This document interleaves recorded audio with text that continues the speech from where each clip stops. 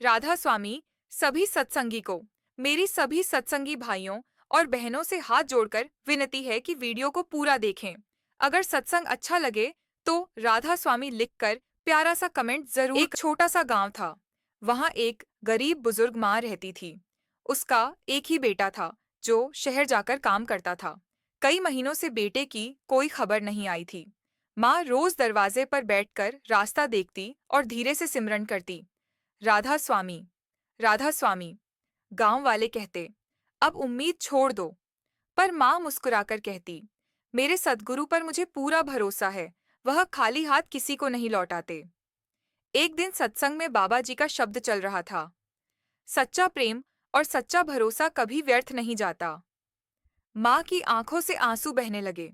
उसने मन ही मन अरदास की, हे मालिक, मुझे बस अपने चरणों में अटल विश्वास दे दो।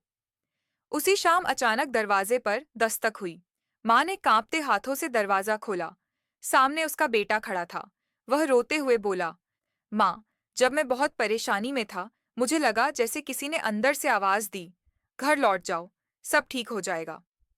माँ समझ गई। यह उसके सद्गुरु की रहमत थी। उसने बेटे को गले लगाया और आसमान की ओर देखकर कहा, धन्य है मेरे राधा स्वामी, आपने मेरी लाज रख ली। उस दिन माँ को समझ आया कि चमत्कार हमेशा आसमान से नहीं उतरते। कभी कभी वो विश्वास के रूप में हमारे दिल में जन्म लेते हैं।